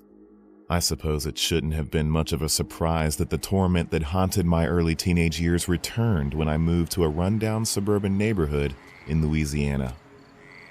The block I lived on was a textbook example of the frenzied building of the late 90s that led to the subsequent housing crisis. Prices plummeted quickly when the builders realized no one wanted to live near a bog, miles away from any major city. To me, however, it was perfect. Being a web designer meant I could work from home, and although it took a while to get used to using mosquito nets, the house, for its asking price, was a real bargain, and included a porch, a garage, and even a space in the attic that I planned to transform into a home theater and game room. It also allowed me to set my studio and bedroom apart and provided me with extra space if friends wanted to drop by. Fresh out of college and ready to get on with working, it promised to be everything I could wish for, except that it had been so poorly maintained. I'm not talking about superficial, easy-to-fix stuff. Either the soggy paint and weed-infested porch I could take care of myself, but the multiple leaks and crackling wiring represented a whole different sort of beast. Fortunately, my parents came over and some really nice neighbors volunteered to help, probably happy to see a fresh face amongst the row of empty houses. Even the local pastor came by, a chubby little man who served ours and 3 other equally deserted parishes and did his best to keep the small, nearby church from falling into ruin. By the end of the month, my home looked as gorgeous as it could ever be. After several weeks of continuous home repairs and working at my computer, both almost non-stop, and in spite of the clearly friendly, welcoming community, the stress and exhaustion hit me hard. The first night it happened, I woke up in a sweat, as if startled by a distant scream that faded away the moment I regained consciousness. Trying to switch on the light, I found my arm immobilized, buried beneath a tide of blankets that might as well have been made of lead, trapping all my limbs beneath its crushing embrace. I sighed. Not this again. You know that Henry Fuseli painting that depicts a young maiden laying on her bed with a fat, piggish imp sitting over her? The Nightmare, I think it's what it's called. That's what this felt like. A nightmare that's absolutely terrifying as it hits you before you have any idea what's going on. However, I was already what you might call a veteran at this stuff, and as soon as I recognized it for what it was, I tried my best to go back to sleep before I wasted an hour looking at the ceiling, wishing I could go back to sleep. I tried counting sheep, trying to mentally solve complex math while forgetting half the numbers, you know, the usual tricks. At last, after a relentless battle, I finally fell into a listless slumber and woke up just as tired as I had been when I laid down. One of the things that makes each sleep paralysis condition unique is its frequency. The luckier of those afflicted will suffer from the condition only once and are then free from it for the rest of their lives, while others, it's a monthly occurrence. My case is fairly peculiar in that it rarely raises its ugly head, but when it does, it comes on full force in strings of consecutive episodes spanning weeks. Well acquainted with the pattern, I expected another restless night. One of the few productive things I did that day was tilting my window blind slightly so I would be able to spy the magnificent view of chipped paint and overgrown bushes that filled the horizon. All humor aside, this was a trick I'd come up with as a teen. It helped me to cope with my problem. Poster-worthy or not, any view during one of my nighttime episodes was better than complete blackness. And being an early riser by nature, the morning sun wouldn't bother me at all. Nothing unusual happened that night, and I was relieved to wake up refreshed and ready to make up for everything I should have done the day before. Still, I was experienced enough to know that one good night didn't mean the cycle was over. I was careful to not overwork myself. I figured there was a good chance I'd need to conserve some strength. The paralysis did, however, return, as certain as nighttime itself. So there I was again, frozen in my bed, at least this time with enough light in the room to be able to see exactly what time it was. The clock read 3:32 a.m. Not a pleasant surprise, but things could have been worse. The faster I fell back to sleep, I thought, the more rested I'd feel in the morning. Between the blinds, I watched as streetlights projected yellow shapes onto the dirty white walls of the nearby houses, giving ghoulish life to swaying tree branches. I was moments from closing my eyes when something else caught my attention. It was a silhouette of a man or a woman, I couldn't tell, making its way through our empty streets in the dead of night. I remember thinking how odd it was for someone to be out this late, particularly an elderly person, as the heavy, limping stride seemed to indicate. Although I am not typically the type to stick my nose in other people's business, I couldn't help but spy on this figure as it passed. I had nothing better to do, was unable to move, and knew too well that my night's slumber was already ruined. In considering the state my own home had been in when I bought it, it wouldn't have come as any surprise to me if someone was out there now for the express purpose of looting the vacant, unsold houses. The stranger, however, did nothing out of the ordinary and would have been completely unremarkable if it weren't for the fact it was after 3 a.m. and that he was alone and on my street. Slowly shuffling, the shadowy figure made his way through the neighborhood, passing a little too close, I thought, to the front of my house before merging with the night and disappearing from my line of sight again. Maybe I was making too much out of it, I thought.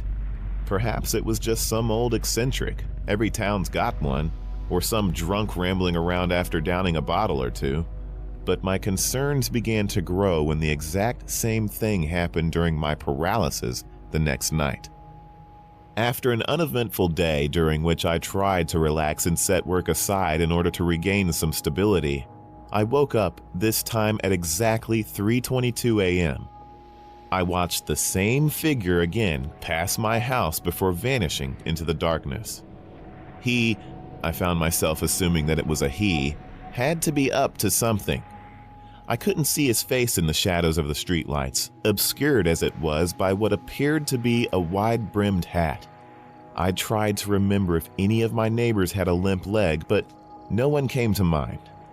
I wasn't surprised, though, and reasoned that I had yet to meet everyone who lived on my street.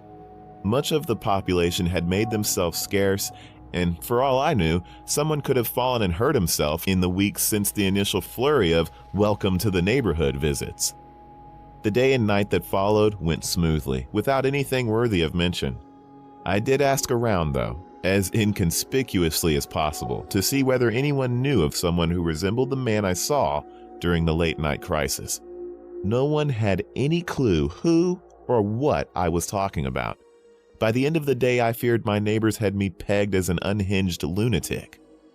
That night was when I started to notice the stuff that didn't fit with the "it's just a limping neighbor" theory. As I'd expected, the man returned at his usual hour, went on his usual walk, and took his usual path. Exactly the same path. I mean, literally. He stopped to catch his breath near the third house down the road, cocked his head slightly as he crossed the empty asphalt, and then tripped, nearly falling over when he got to the intersection. It was impossible, but I swear that if I had counted his steps, I would have found that he took the exact same number of them every night. As soon as he disappeared, I gasped in shock and brought my hand to my mouth. The sleep paralysis was gone. I got up and went straight to the window, lifting the sash and sticking my head out to see if I could catch a glimpse of the shadow skulking away. Nothing.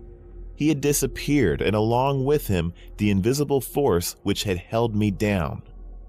Suffice it to say, I was both intrigued and disturbed by what had happened and was quite certain it hadn't been a nightmare. Sleep was now out of the question. I contemplated calling a friend of mine, a self-professed expert in all things paranormal, but realized it was far too late in the day. As a result, I had just one option left. I jumped online and posted my experience on various paranormal boards, hoping my story would remain visible amidst the countless phony ghost pictures that flooded the forums. my post got a better response than I had expected. There were the typical trolls who joked about it being Blair Witch 3, but maybe that was why one user suggested to me that I should videotape the evidence and post it to be reviewed by other posters. I didn't know what else to do, so I obliged, and the following night my camera was set up, facing towards the street. I started the tape recording at midnight on the dot. Sure enough, the stranger showed up again, and I swear went through exactly the same motions again. When it was over and I was able to get up, still a bit heavy on my legs but surprisingly recovered, the first thing I did was grab the camera to transfer the video, hoping to be able to zoom in on the figure and finally see who or what it was. You can imagine my shock when the stranger was nowhere to be seen. I fast-forwarded through the whole thing and he simply didn't appear on the video. Nearly 5 hours of footage of an empty street. That's what I watched. Baffled, I tried to explain my situation on the website and was met with general mockery. However, some of the members insisted I upload the file so they could search it themselves. For anomalies, they said. The results they posted later that evening were bizarre. It seemed that the man had indeed been caught by my camera, but only in a single frame. Somewhere around 3 hours, 22 minutes, and 50 seconds, a human-shaped shadow appeared near one of the streetlights, only to be gone in the next frame. Unnerved, I searched my own video to see if they were ribbing me. No. There it was, exactly 3:22:51. The same blurry silhouette. What I did next, well, why it seemed like a good idea at the time, I'll never know. I guess it was because I was tired and angry at having my nights constantly interrupted. It was now clear this was no normal human being. Despite the warnings of the 2 or 3 geeks on the other side of the computer screen that made it sound so easy to deal with, suggesting that it would be better to just wait until the phenomenon subsided or simply move to another home, I decided to stay awake, keep watch outside, and confront the thing. This is precisely what I've been doing for the last 2 hours. Sitting here between the weeds and the bugs and writing this down to document my experience. But mostly to keep me busy until it comes, since I don't expect to be disturbed until our usual appointment. September 23rd, 2011, 3:22 a.m. I really can't expect anyone to believe what just happened, but please, if you have listened this long, you might as well hear me out and at least take my advice and not follow my footsteps. I've messed up, badly, and now I may be about to pay the ultimate price for my recklessness. This waking nightmare has this time bonded me not to my bed, but to the horrors I just witnessed. To this moment that may well be my last, but I've got to calm down. I have to calm down and try to explain the best way I can what led me to my current situation. Otherwise, all my efforts will have been in vain. As I said before, I was hiding on the side of my porch, waiting for the thing to make its move, checking my watch and fumbling with my dad's revolver. Now, I'm not the person who normally resorts to violence, and if I had my way, there would have been no firearms in my new house, but my father gave it to me and insisted I kept it, fearing for my safety while I was living alone in such an isolated area. I had just kept it in a box. Never once did it cross my mind that one day I would have to load it, much less use it. My plan was simple.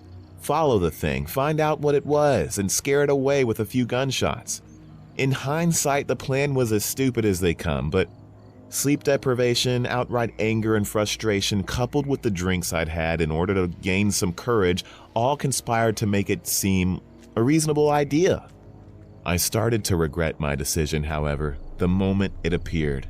Down at the far end of the street, the increasingly familiar black silhouette crept its way out of the shadows, starting its walk along the only path it had ever taken. I checked my clock, and sure enough, it was 3:22:51.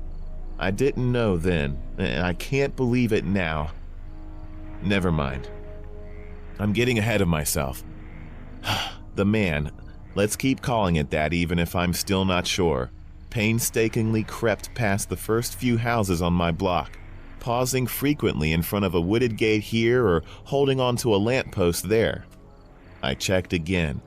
3:22:51. Hunched as usual, it crossed the street at a snail's pace, head bobbing as if looking around for cars that were nowhere to be seen. Coughing, the haggard figure stopped to hold onto a traffic light. I shivered when my watch reported back, 3:22:51.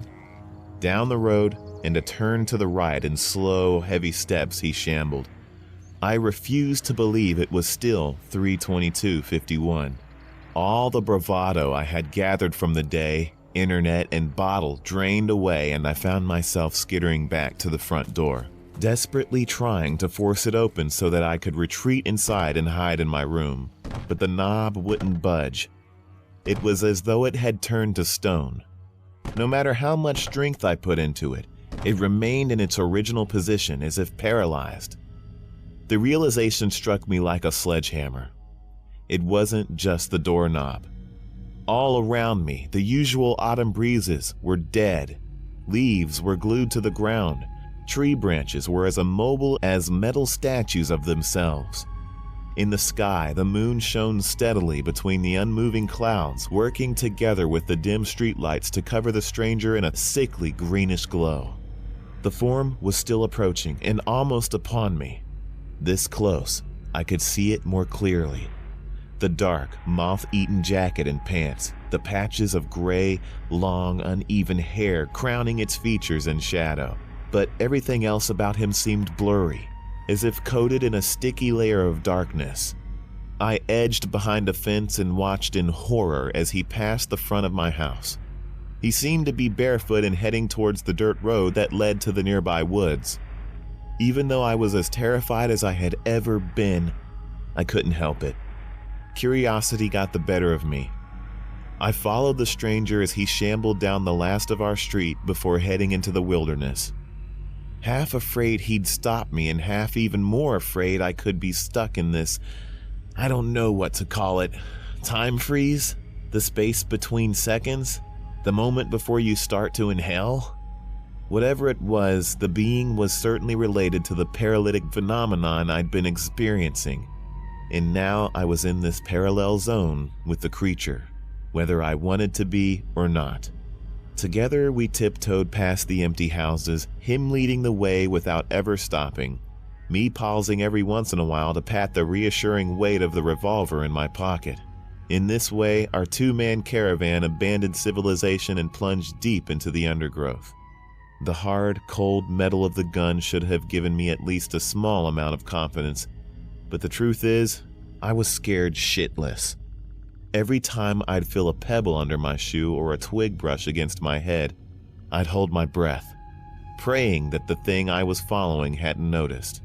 Sometimes it would stop, causing me to gag on a scream while I watched it stagger towards some nearby trunk to lean on for a moment, only to continue marching into the depths of the gnarled woods. That's when I noticed the silence. Following the being through the tangled and wiry bushes that littered the pathway should have made some noise. Instead, not a single leaf rustled, nor did the undergrowth crumple.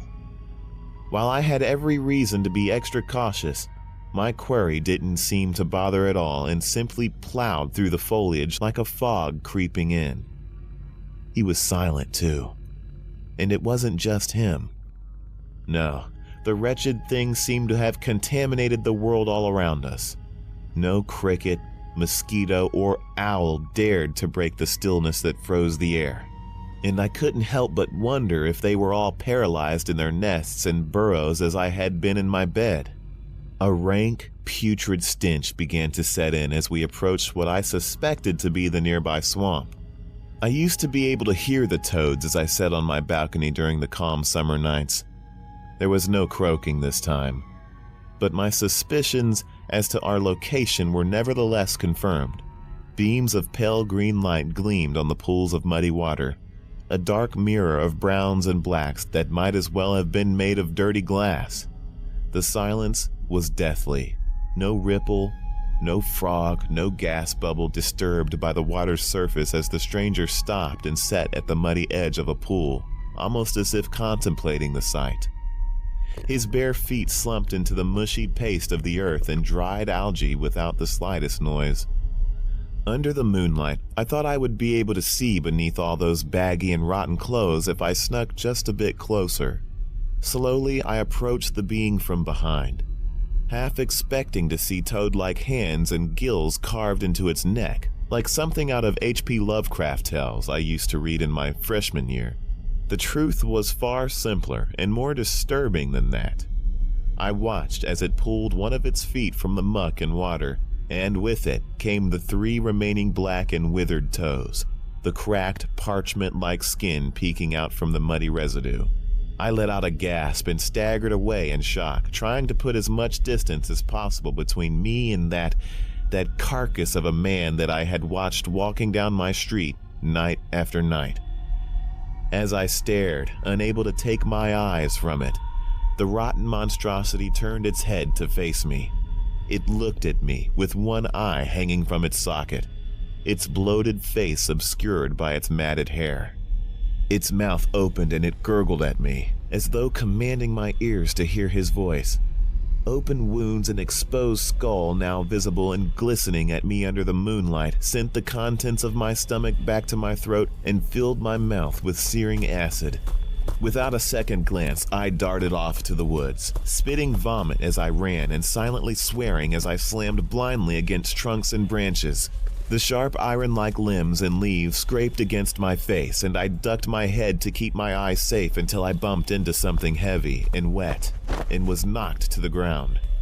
Scrambling, I tried to scurry away from whatever I'd just run into, but my leg got caught on something and I panicked. It only took a moment to see the situation for what it really was. I wasn't caught. My leg was being pinned to the ground. I dropped the gun twice before finally being able to retrieve it and point it at whatever was holding me down.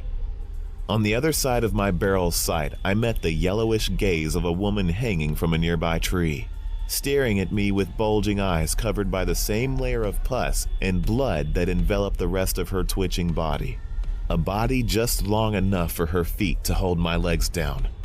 All around in the depths of the small forest, I could see now that other things also crawled around.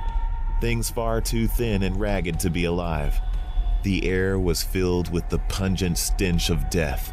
I had to get out of there. Gritting my teeth and rolling away from the thrashing legs of the corpse hanging over me, I held my gun close and rushed towards a dim yellow light I could barely see shining in the distance, ignoring the skinless fingers that dug through the undergrowth and the dripping entrails of another disturbing silhouette impaled on one of the higher branches. I emerged from the woods and found myself in an unfamiliar section of my suburb. The streetlights brought yet more horrors, and I had to force myself to keep running. I darted past a man inside the metal cage of what had once been a totaled vehicle, as he desperately tried to claw his way out of his final resting place. He banged on invisible glass and a non-existent metal frame while yelling to me to save him from the flames, throwing himself repeatedly against barriers that were no longer there. Though I tried, I could not avoid looking at his face, and ran off, likewise pretending to ignore the jumbled mass of broken bones and leftover limbs twisted into impossible angles that inched sickeningly across the sidewalk. Others kept to the shadows, skulking on street corners or behind the veil of dark doorways, just far enough to be out of sight, but close enough for me to hear the slowly increasing sound of footsteps all around me. I kept going, but to where was I running? Returning home was the first thing that came to my mind, but now I could see just how stupid the idea was. Even if I got there, what use would that be if the doors were still frozen? Until the paralysis caused by the apparent rift in space and time, if that was what it was, let up. There was no reason to try to find shelter indoors, since I wouldn't be able to close the doors again on this unholy mass. Unless the church. I was never a superstitious man, but then I hadn't met any walking corpses before, and from some of the tales I'd read, I remembered that the living dead couldn't walk on holy ground, and that would include everything within the high iron fences surrounding the little parish church, right? Anyway, it was better than doing nothing. At the very least, I could buy myself some time to plan my next step. Shadows shuffled in my peripheral vision as I made it across the second intersection, stopping to take a glance inside one of the few cars parked outdoors in the irrational hope that owners could have left the key inside and that I could open the door and start it, but the glass only reflected a vision of hell. Looming behind me were dozens of rotting heads staring with unblinking eyes, their mouths agape.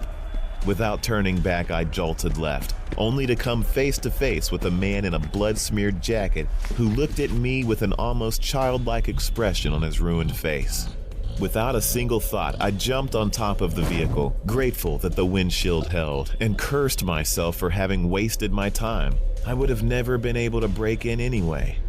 Leaping off the car's hood and racing towards the final intersection that stood between me and Sanctuary, my heart pounded in my chest as the ghostly crowd took up the chase, the thumping of their feet ever closer, following my own inaudible footsteps. As I turned right, despair overwhelmed me. The far end of the road just before the church vomited a new crawling mass at me, effectively cutting off my best route. With the first horde still hot on my heels, I had no choice but to continue forward, towards the shambling army that awaited me. Or so they hoped. A front yard came into view, which, like the churchyard, was circled by an iron fence topped with spikes. I didn't hesitate to try and climb it. Corpses weren't known for their agility, but unfortunately, neither was I. And I managed only to fall flat on the ground when my grip slipped. Before I could get up, a horrible pain shot through my legs, as if icicles had punctured them. And before I could kick away, more ice-cold vices gripped my right arm. Rolling my head to see what had me trapped, I witnessed the moving face of a woman, with no lips nor gums left in her jaws, whispering at me.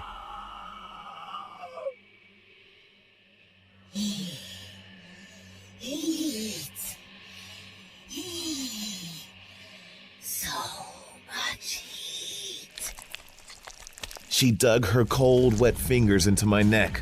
I tried to punch and kick, but could barely move as more and more bony arms pinned my legs and body to the concrete. I still had one hand free and used it to do what any sane man would have done long ago. I raised my gun. Instantly, some of my assailants backed away, one of them clutching the dry and visible holes in his chest as he did so. And I seized the moment to kick myself free of the last of them and unload the revolver, hoping at least the noise and light would scare them away. The gun spurted only dead air as I felt it ineffectively click through all 6 of its loaded chambers. I dropped the useless piece of metal as I flung myself again at the fence, this time managing to get to the top unharmed, while the ragged crowd recovered from its confusion and their low gurgles gave way to snarls as they came at me again. Dropping down into the safety of the protected yard, I ran as fast as I could around the side of the backyard and dashed over a much smaller wooded fence just in time to hear my pursuers starting to spill over the porch. Though I was exhausted like I'd never been before, my inner strength was relit by hope. I could see the light of the church. I headed straight for the hill and got back on the main road, ignoring the constant ache of my legs where the icy claws had dug into flesh. The church rose on the horizon and I took one last glimpse back to see the undead horde still struggling to free themselves from the obstacle which I'd led them. Many were stuck, half in and half out of the iron fence, with a few stuck up on the upper spikes and no way to catch up to me now. This was it. I knew I could make it. The church was just ahead now, and I could see the lights were on inside. And there were people there, others who had taken shelter beyond the churchyard fence, in the light of the sanctuary. I was right, and now everything was going to be okay. I pressed on, telling myself the way the parishioners leaned as they walked was probably because they were as tired as I, caught in the dead of night by this invasion from beyond. I ran, even while trying to convince myself that the gruesome injuries I started to see even from this distance were sustained in their own fights to get into the church. I forced my legs to keep moving while weakly holding out hope that I wasn't alone and had finally found help. But when the headstones of the churchyard cemetery came into view beyond the fence, and with them the scrawny, wraith-like shadows that scurried amongst the tombs, I realized I couldn't keep lying to myself. I hide now in this hollow, having run what I hope to be enough of a distance to put me out of their range, and wonder how long it will take until these things depart, if they ever depart. In the now distant town, the ghouls continue to come and go, occasionally sticking their heads up or sniffing the air. It has been 3 hours, 22 minutes, and 51 seconds for a long while now, just as it was when I began to write my story. I need to get the word out, where even though it may not be believed, it will at least be heard and serve as a warning. There are things that go bump in the night, and there is a real risk of venturing too deep into the abyss to be able to return to life. If you wake up paralyzed in the middle of the night, consider perhaps that there is a very good reason why you are unable to move. Just, please, never ever try to leave the bed.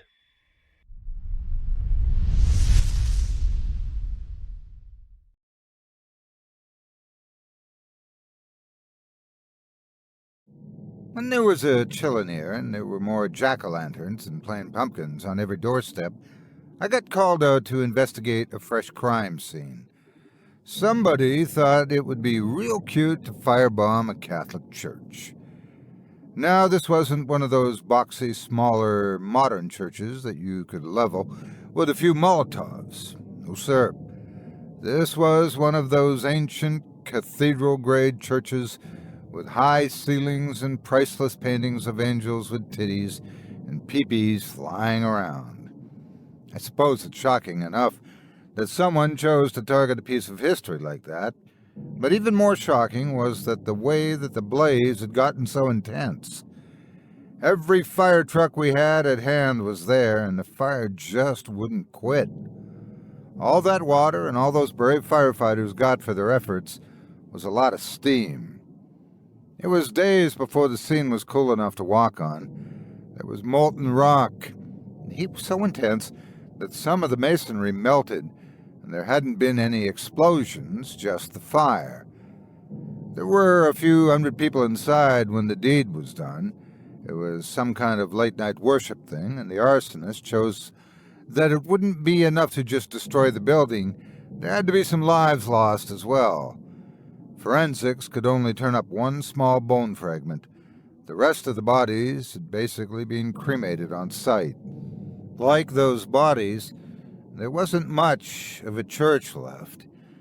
Had any more damage been done, there might not have been any evidence that a giant church had even been there. So they were desperate to get some kind of lead on what was used, let alone what kind of person would do such a thing. That's why they got me out there to dig around. I could feel the heat on the ground through my shoes. I didn't know what they expected me to find just digging around in all the ashes. Well, I found the first domino in a sequence of many.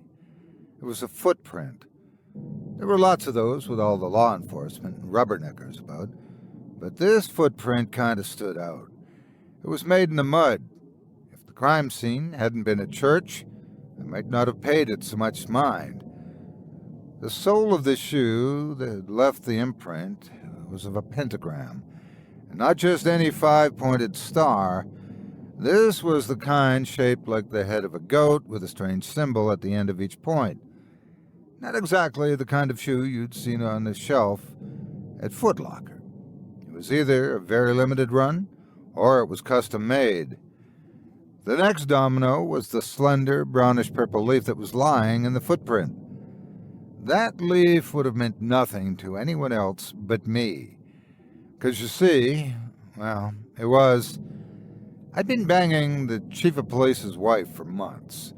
She and her husband and her 2 kids, they all lived on this really ritzy lakefront property. There was one park by the lake that was like the Garden of Eden. The trees and flowers were so thick that they felt like walls that kept her and me a secret, sheltered us. Most rich white people are afraid to be out at night, no matter where they live, so once the sun went down, we had that park to ourselves. Well, we could pretty much do whatever we wanted. There was one sort of flowering shrub in that park that overpowered everything. The smell stayed in your clothes and your hair. Very suddenly, that police chief transferred out and put his house up on the market. Either it happened suddenly, or she just decided not to tell me about it, which was merciful when I think about it. But just like that, she was gone. Hurt more than I thought it would. The closest thing to love I ever felt, even though that's not what it was. And that scent, that shrub, that was all I had to remember her by. I got all sentimental and tried to find that shrub to keep at home. There wasn't a single nursery or greenhouse or nothing that carried it or could get it in. I kept my eyes and nose open for that shrub when I was out on the job. I swear it grew nowhere else in town except that park on the lakeshore. And there was one of the leaves, lying there, and the only clue I'd had found all day. I couldn't turn a blind eye to it. After a quick nip from the flask, I gathered myself to go pay a visit to the lakeshore. It had been a few months since I'd been there. I don't know if the vodka buffered me from the nostalgia or made it worse, but as soon as I smelled those flowering shrubs, I pretty much forgot I was there on official business. It was like I was in a trance as I walked down the path paved with concrete that had been fancied up to look like cobblestone. There could have been a mountain of evidence in front of me, a dead body or something, and I wouldn't have seen it. I missed her. I wondered if she missed me. Stuck with a man with plenty of money but no brains, not even enough to know that his own wife was stepping out on him. Speaking of steps, there was the tread of that infernal sneaker imprinted on the brick path in dry mud. Pentagram, goat's head and all. The trail led to what? The Shrine of the Virgin Mary? It was just about the biggest and most extravagant shrine to the girl I'd ever seen. Says something about the money that's in the property on that end of town. Either this culprit was really burning the candle from both ends, or... The shrine was surrounded by extremely thick greenery and shrubs. Yes, those shrubs. I took a deep breath like I was about to jump into a pool on the deep end and got down on all fours and pushed my way into the foliage that was starting to turn colors. I found that the ground at the base of the shrine had been disturbed recently. Somebody had no clue how to cover their tracks. It didn't take much to find the cavity in the earth where the ground ended, and the shrine began. It was a simple, waterproof duffel bag wedged in there. It could have been my imagination, but I swear that bag felt a little warm. I looked it over. Something about it told me that it hadn't been sitting long. I threw my eyes around to make sure I was alone, and I unzipped it. The shoes were the very first thing I saw. I kind of felt them and saw them both.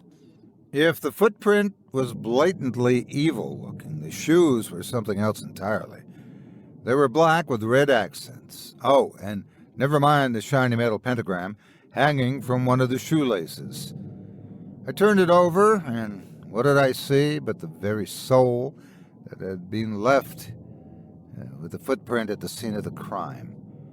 I was thrilled to have made the discovery on my first hunch, but I was also disappointed that it had been so easy.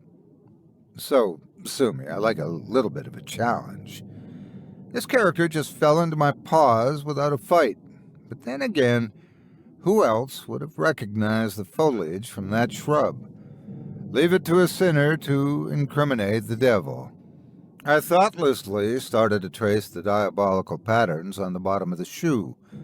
I burned my finger and I dropped the shoe. I couldn't believe it to the point that I had to do it again. That time I tried a finger. I didn't think I'd use much. Happened again. I felt inside the bag for anything that was warm, anything that could give me a rational explanation for what I was experiencing. And nope, the shoe was hot. So I put my hand inside the shoe. Nothing. That's when I did one of the dumbest things I think I ever did. I took off my shoes and proceeded to put the evidence on my own feet. I'd thought they might be a size too small, but when I got them on, they fit great. Maybe they're stretched or something. The shoes had a few metal accents, beside the dominant pentagram that proudly hung in the middle of the shoe. I thought about putting on some latex gloves to inspect further, but I was already wearing both of the infernal things on my feet. My DNA was going to be in there no matter how I went about it. I started running my fingers along every part of the shoes like a blind man, trying to read every little bit of information. And I found nothing. Not until I touched one of the metal pentagrams.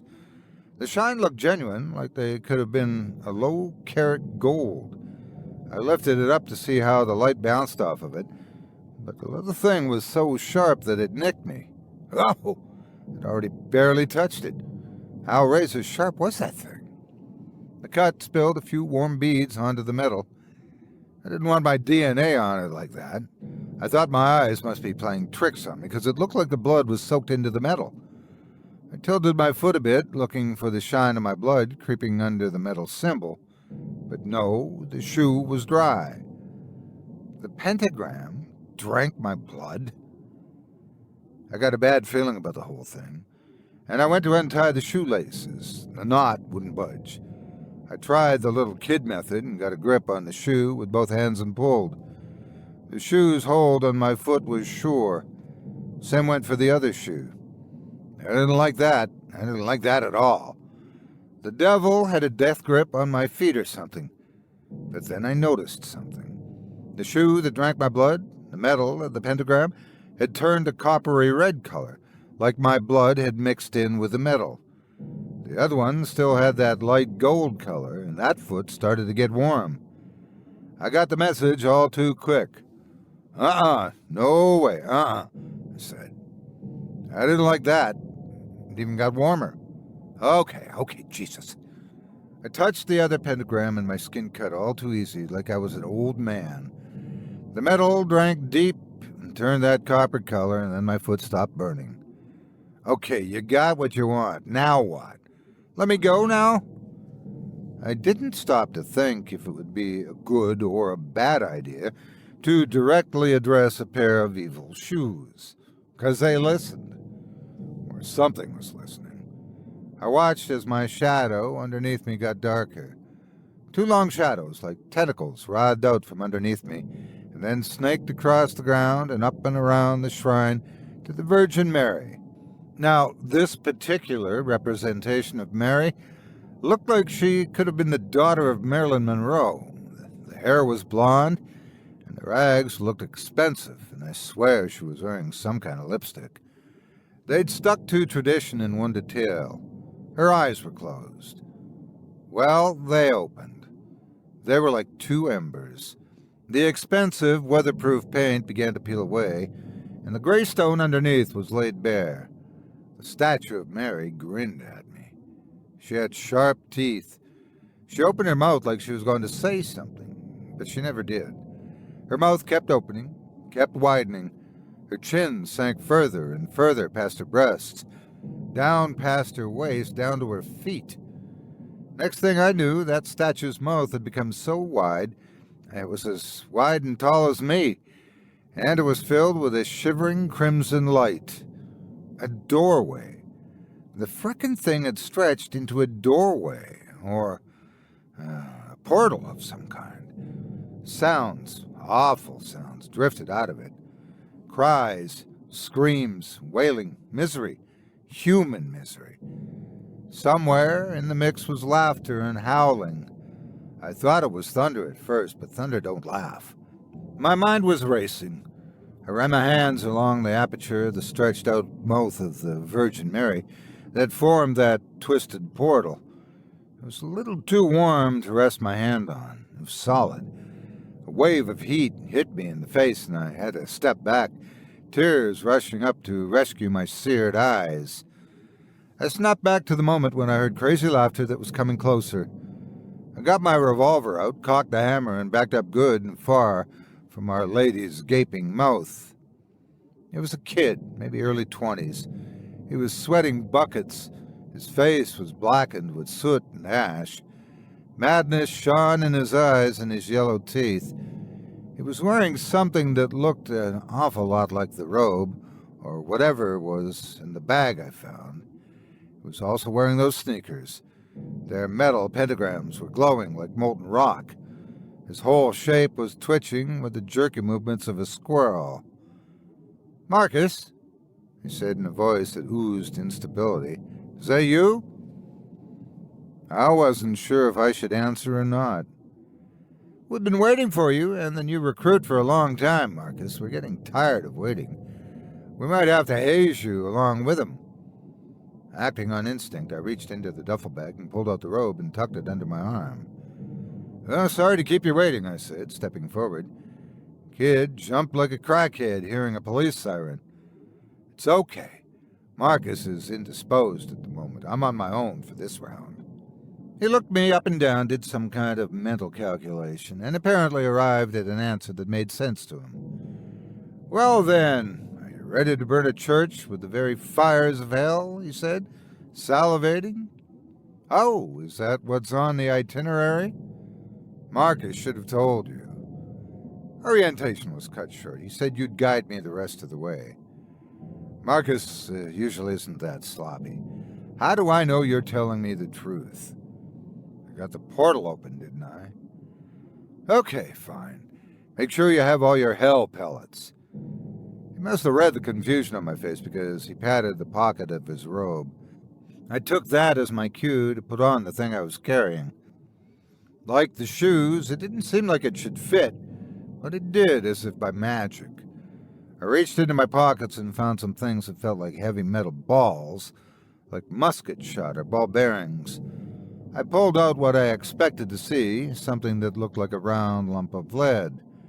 It smoked where it made contact with my skin. My new friend nodded and said, "Okay, let's go." And he went into Mary's mouth, practically skipping along the way, whistling.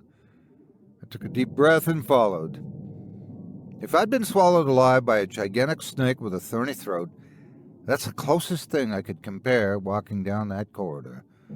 Blood-red light lit the far end, which seemed to be an eternity away.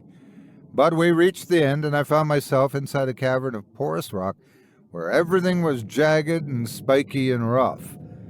There was a group of more kids in robes. They each had a set of these evil sneakers poking out from under their clothes. The volcanic rock, or whatever it was, had formed a natural platform from which one of them stood and prepared to hold a meeting. Every last one of them were kids, but they were also kids that had seen 40 miles of bad road. They were all missing teeth and had lines on their faces that had no place in the face of anyone under 50. The one on stage had eyes that never stopped looking like he was shocked, and he surveyed the room like a bug-eyed fish. "Where's Marcus?" he said. He wasn't able to make it, but he sent in the latest recruit, said my new associate, as he gestured to me. The shift in the room was solid enough to be a billy club. They all looked at me, this hulking aged specimen that was solely out of place. "Don't you think you're getting started a little late in life?" one of them said. Even in the red-tinted light of that chamber, I could tell that the face of the kid on the platform had turned colors. "You dare mock the choice of Marcus, my second in command?" Before the kid could say he was sorry and that he'd never do it again, the others seized him, took his robe and his shoes. He must have known what that meant because he howled like a monkey. He was then dragged to one of the exits of the cavern, where there was more light, hinting at an open area. "You are excommunicated," the kid on the platform said. Just as soon as the orange light fell on him from that opening, all manner of claws and tentacles were on him, and the meat was stripped from his bones before the ushers had let go of him. It was a wonder they weren't injured along with him. I must have been transfixed because I was startled when the kid on stage was suddenly next to me, taking me by the elbow. "Welcome to your new family, child," he said. Dang, that kid looked high. I'm guessing the robes and the shoes are more than just uniforms, eh? Indeed, child, indeed. The robes caused the minions of darkness to turn a blind eye. And the shoes, well, those are new. Yeah, I haven't seen anything like them until recent. Brand new shoes, child, brand new shoes. They're the first of their kind. They were invented by one of our top officers who's infiltrated the popular music scene. A popular musician is a disciple of the devil, huh? Most of them claim to be, but only a handful are the real thing. But oh yes, he performed a foul new ritual of his own design and transmuted the body of a glutton into those wonderful shoes.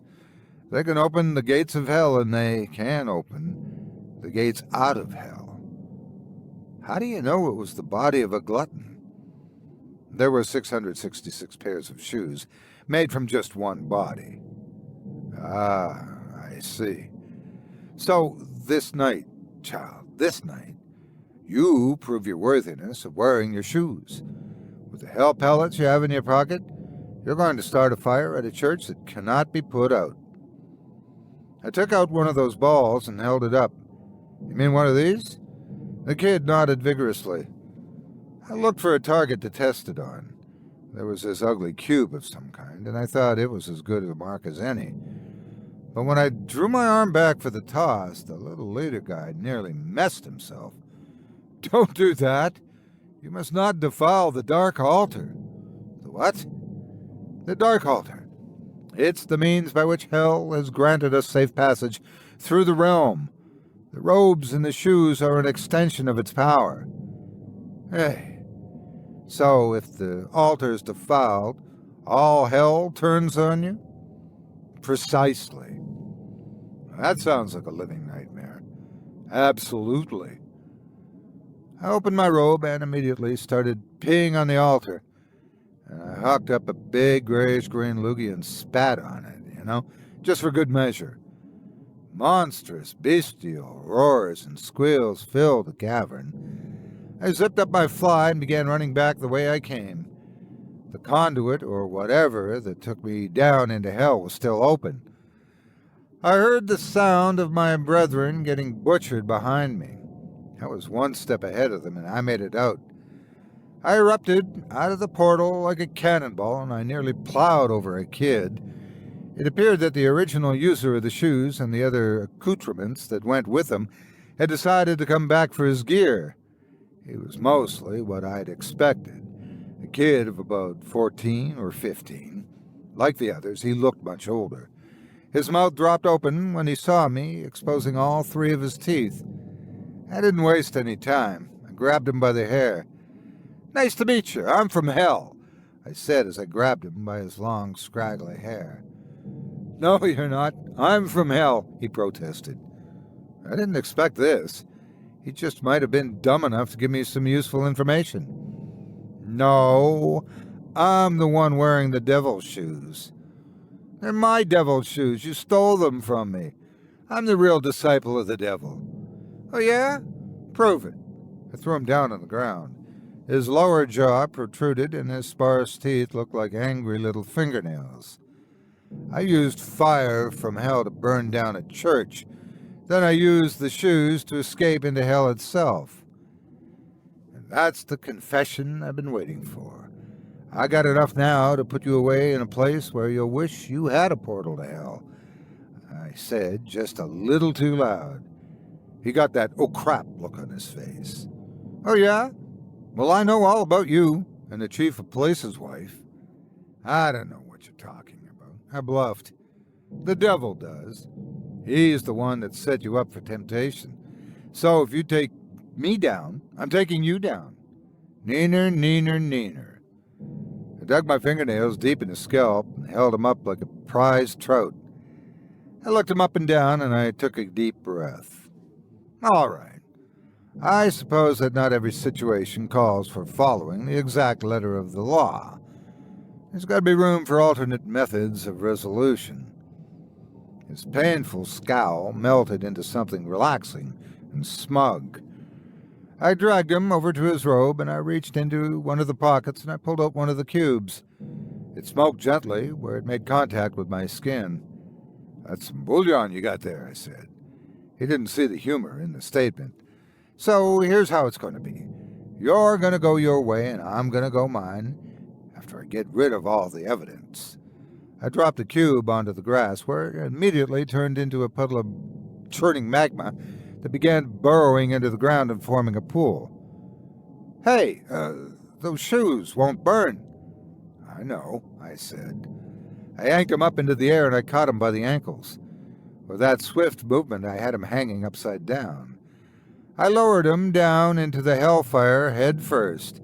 Once his head was burned, his body stopped twisting and squirming, and destroying the rest of the evidence was much easier. I dropped the last of his toes in the liquid fire, and I took a moment to regard the shoes that allowed a living man to walk through hell. There was no point in adding them to the fire. Nothing could burn them. Same could be said for the other stuff. In a few months' time, I was known as the detective that was always one step ahead of the city scum. Some of them called me the Phantom, since no matter where they tried to go, I was there waiting for them. No matter what shortcuts they knew or how fast their getaway was, I was there. How? Simple. I had the fastest shortcut of all. All I had to do was wear those infernal shoes inside of my Wellingtons, so's to hide the treads, and just like that, I had the best bus pass in town.